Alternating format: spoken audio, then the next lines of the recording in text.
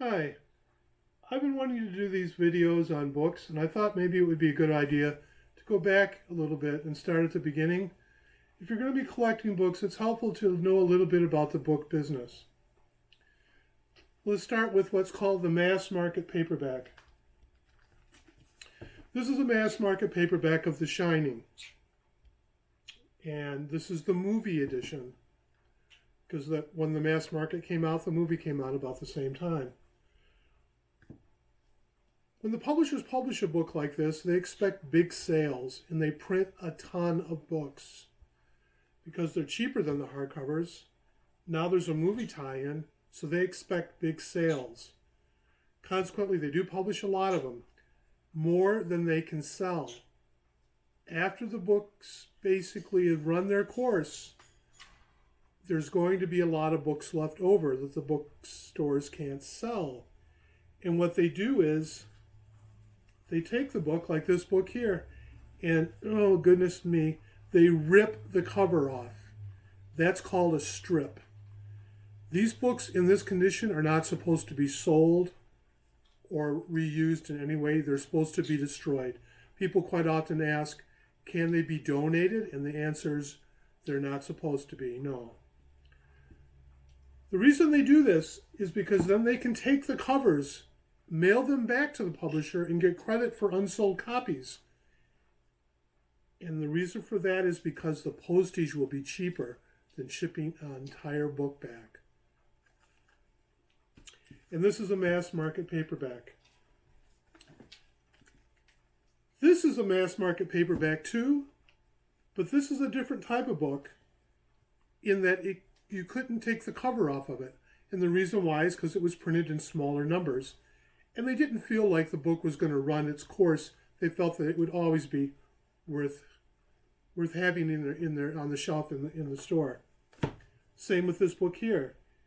They would never do that to a book like this. And these books are generally a little more expensive than these. They're the same size, but this is a mass market paperback. This is called a trade paperback. The trade paperbacks come in all different sizes. Like this small book here, a little larger, like this cat book, maybe a little larger still, like this book here, or even bigger still, more familiar with the size of a book like this. These are all trade paperbacks or softcover books, different than a mass market book. Then there's hardcover books. Here's a hardcover book here. This one just happens to be a book club. It tells us inside there. It's a good example of a hardcover. But here's a hardcover book here in the Dune series. And this book here, when it came out, was selling for $27.95. And because Dune, the original Dune, Frank Herbert's Dune, was so popular, and the subsequent books afterwards, they printed quite a few of these. Unfortunately, they didn't sell them all. In the book business, the unsold copies can be returned to the publisher. And they don't tear the covers off, they send back the entire book. And when they do that, the bookstores get us a credit for that, so they're not taking a loss. But the publishers don't want to take a loss either. So what they do is they take these books and have a clearinghouse either within their own business or separate outside the business. And they do what they call markdowns. Then the books, believe it or not, get shipped back to the bookstore. And then they'll be a lot cheaper. Now this book, I don't know what it was when they sent it back.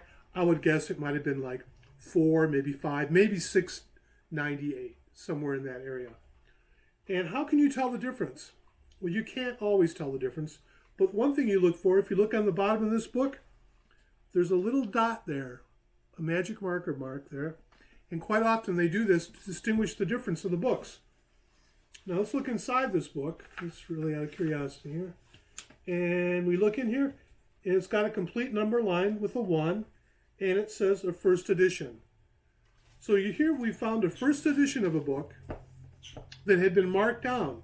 So it's fairly worthwhile. Is it collectible? Well, I mean, if you've been listening, you probably realize that a ton of these books were sold. And the book is written by Frank Herbert's son and not Frank Herbert. And this is pretty far along in the series. So there wasn't that much of an interest in it. Here's a different book. This is Anthony Burgess' book, Earthly Powers. This book was 1698 or 1695 when it was new. Let's look inside here. And it's a third printing. You probably can't see that, but a third printing of this book certainly isn't as desirable as a first printing. This book was unsold, though, returned to the publisher, Simon & Schuster, and Simon & Schuster stamped their logo on the spine. That was their way of creating a remainder mark. The book went back to the bookstores and again was sold for $4 or $5, maybe $6. If you're an Anthony Burgess fan, you probably would sooner read the hardcover than the paperback, so that would be a nice book to own. Now, when you're collecting books, especially hardcover books, dust jackets are a big deal. Here's a book here that has a damaged dust jacket. There's hardly any of it left, actually. There's some on the back. Now, normally I would say that a partial dust jacket is better than no dust jacket at all. Well, quite frankly, in this situation, I'm not sure how true that is. But it's certainly worth saving, because the outside of the book is in good shape, and the original intent of all dust jackets, besides creating graphics in a kind of a selling point, they do help protect the covers. Now here's a different dust jacket here. This one is not damaged as well, but it's just damaging the cover right where the title is. The graphics in the picture are nice, but the picture of the title is gone. There's a big chunk missing from the side. Part of the spine is missing. Not as bad as this last one, but still somewhat unfortunate. But again, if you look at the book is in really nice condition because the dust jacket was able to save it. We can talk about that more in the future. One thing I would like to do before we leave is talk about old books. A lot of times people think, I got a book that's really old. How much is it worth? Well, I can't tell you that unless I see the book and know a little bit more about it. But I will tell you this. Here's a book here. It's The Life of the Ancient Philosophers, 1854. It's kind of in rough shape, and you have to be a little bit more forgiving about older books because literally they've been around the block a couple times, and they're going to get beat up. A book like this might sell for like $50. Does that mean all books from 1854 would sell for that? No. Many of them may, quite frankly, only be worth $5 or $10. Old does not translate into value. Lately, there's been a real interest in people picking up books from the 1700s. Now, you're going back another 100 years, you might think, okay, now we're talking some more serious money. Certainly, your chances of finding a book worth some money are much greater, but again, they may not be worth that much. It really depends on the subject matter, author, condition. Even though it's an old book, condition still is always going to be an issue. So those are things to keep in mind with an older book. Now I just want to go back to the mass markets for 1 minute, if I will, and then we're going to leave for this video. When I can't stress enough, I'll say this 1,000 times. Whatever you're collecting books, collect stuff that you like. I know a lot of people collect different types of things because of theme. Like, there's people that like science fiction books. This Kuttner book, they'll just collect science fiction paperbacks. Or they might collect a science fiction paperback that's a tie-in to a movie, kind of like how The Shining was. That's a whole field of collecting. Ties into movies, people might collect tie-into movies. Chitty Chitty Bang Bang, written by Ian Fleming, who wrote all the James Bond books. That's kind of a crossover appeal for people with movies and people who like James Bond.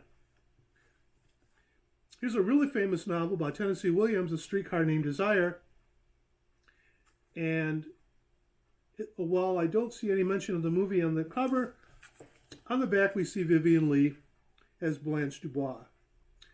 So clearly trying to capitalize off the movie. Other books to collect, you might collect books by Jacqueline Susann, like Valley of the Dolls or The Love Machine. There's nothing wrong with collecting any of the books that you might want to collect if there's stuff that you like. Always, though, try to get a book that's in nice condition, a book that you could read or you feel like is in decent condition. So I'm going to let you go with that. And if you have any questions about this, or if there's videos that you'd like to see in the future, let me know. I am going to be posting another video not too far in the future. It's going to be part 2 of identifying first editions, so you might want to watch for that as well. Thanks a lot.